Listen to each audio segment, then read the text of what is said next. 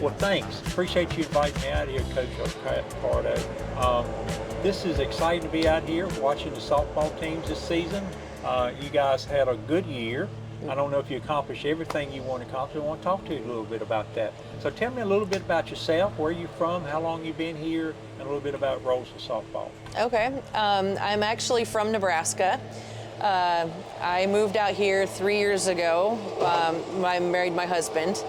And when I came out here, I actually was working for the Postal Service, and that kind of fell through. And then so I started looking into other things, and I seen the JV softball coaching position was available, and softball has been my passion ever since I was about 12 years old. And once I found out that there was an opening, I applied for it. And I applied to several different schools in the area, and I was lucky enough to get the position here in Roseville. And I coached JV my first year here. So the second year, I got promoted to a varsity. So this is my second year coaching varsity, and I'm learning a lot. I bet. So I'm learning a lot, but these girls they're some amazing girls. I really enjoy working with them. Some of the girls that are going to be seniors next year are the ones that I started.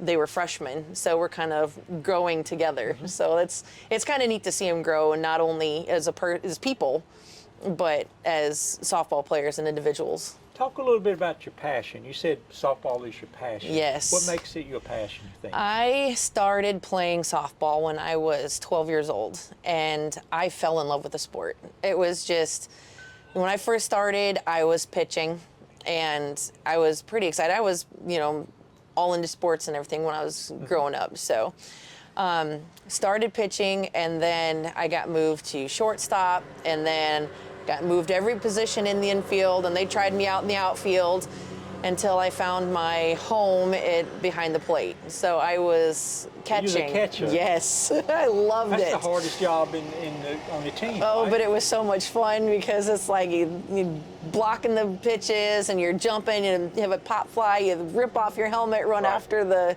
ball. It was so much fun. And I had an awesome coach. Mm-hmm. He taught me everything I knew about softball, and he was a great coach, great mentor, and I think I got my love for it through him. Right. So I know, because of my coach, how important it is for you to build a relationship with your players. So it's like, it goes more than just on the field. It's you watch these people grow individually and as individuals and as a team, and you become a family, you know, and it's like you just get that closeness with each other. And to me, that is what playing softball is about, is that community that you build together. It's, not about the wins and the losses.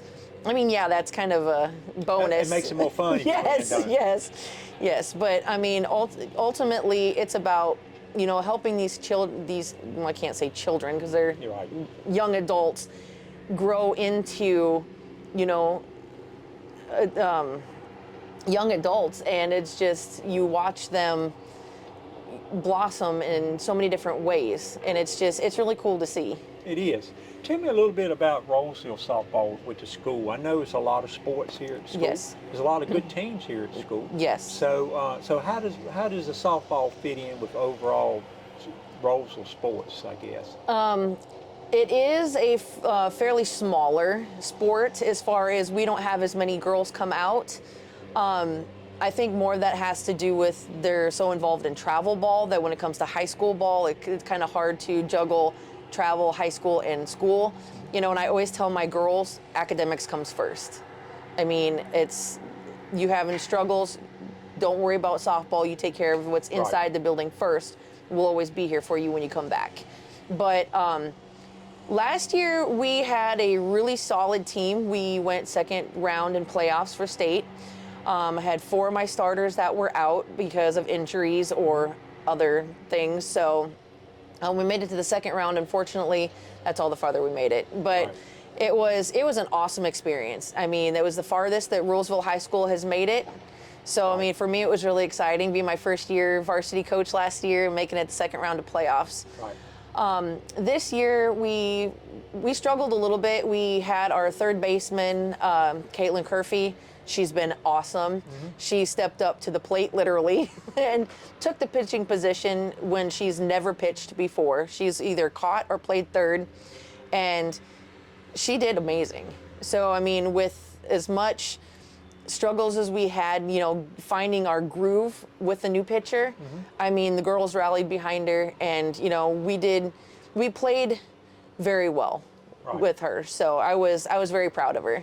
So what makes a great softball team? I know if you talk about baseball, it's the pitching. If you talk about football, they say defense win championships. What is it about softball? Is it anything particular that makes a really good softball team?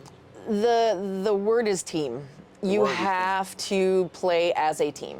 There is no I or me in softball. I mean, you can be great individually, but unless you have the rest of your team behind you, backing you up, that's only going to get you so far. I mean, you can be a great hitter or you can be a great fielder, but if you don't have somebody else backing you up, that only goes so far. So to me, I would say it's the team.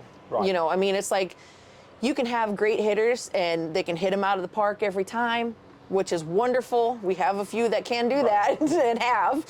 But I mean, if you don't have a team behind you, it's not the same. Right.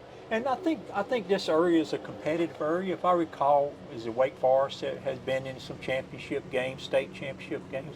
So is this overall this part of the county very competitive in softball? Yeah, Rolesville can hang with them. Wakefield is our beast. They've been conference champions last couple years.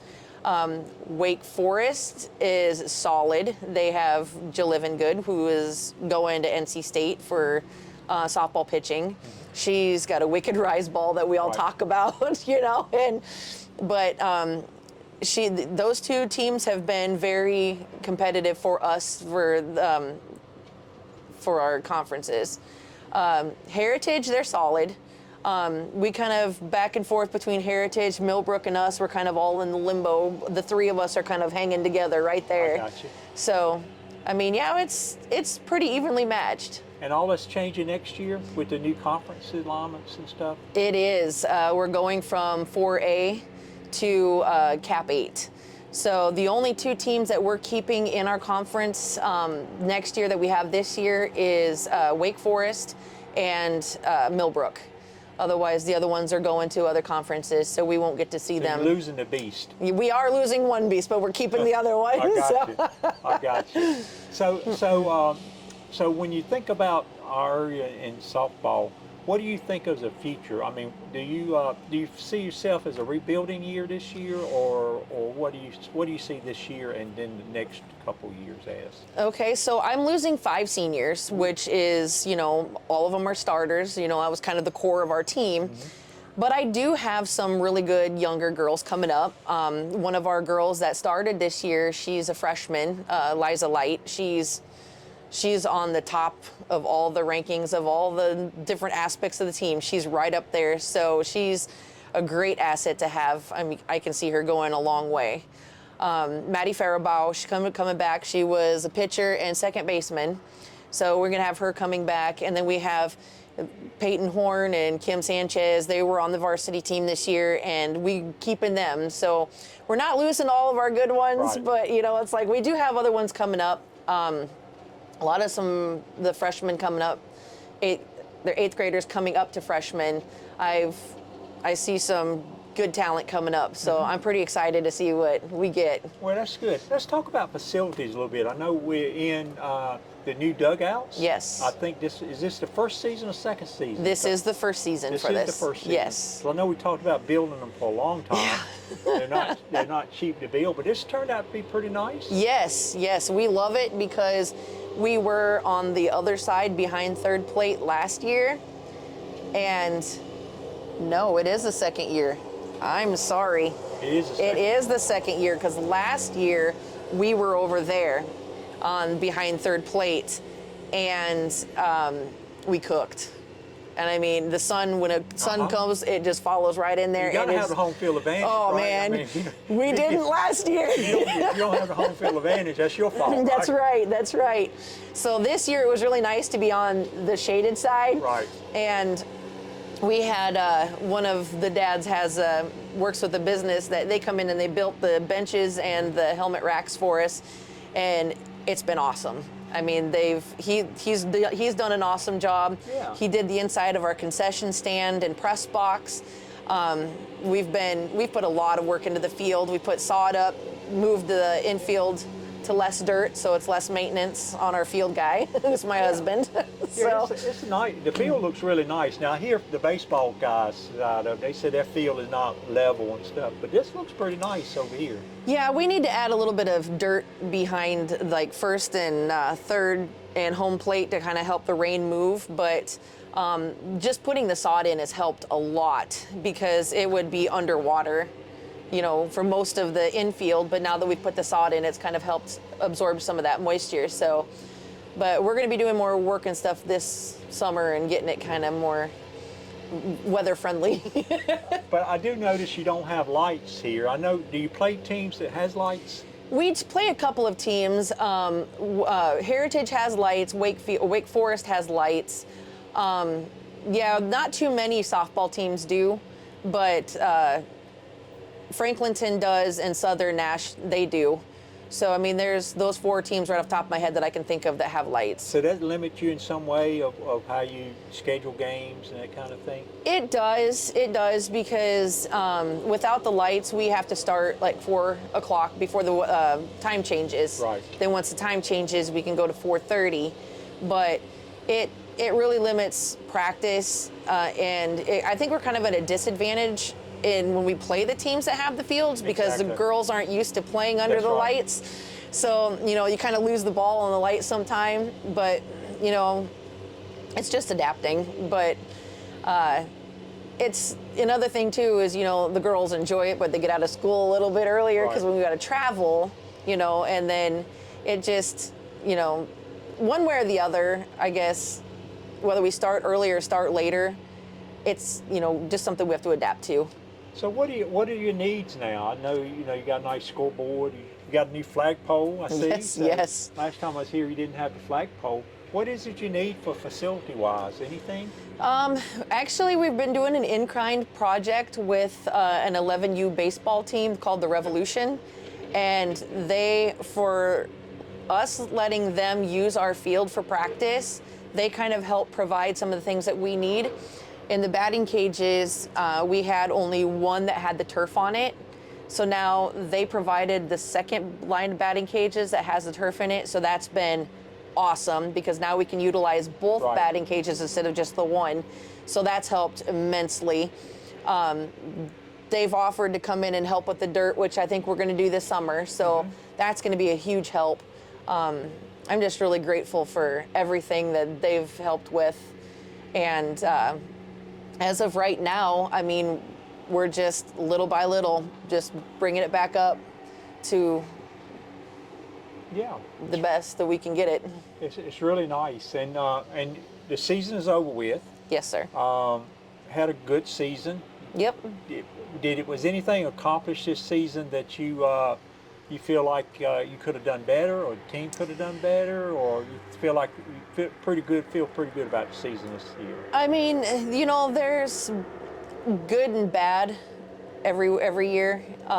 There's a lot with the newer players coming in, but I mean, overall, the girls were pretty receptive to the younger players coming in. So as like meshing as a team, you know, some days it was harder than others, but I mean, overall, I think they did well. Good. I mean, considering, you know, like I said, we're losing 5, Yeah. you know, so it's like they kind of had that in the back of the mind too. But I do have 3 girls that are going on to college. Well, I was going to ask you how many scholarships it's 3. I have 3 seniors out of 5. Marissa D'Antonio is going to Lewisburg College. She's playing over there. Caitlin Curfey is going to Lee's McRae. She's going for a hitter because Right. she's got the most home runs. She's our bomber. She can put it out. Yes, she can. And then Sadie Smith is going to Ferrum.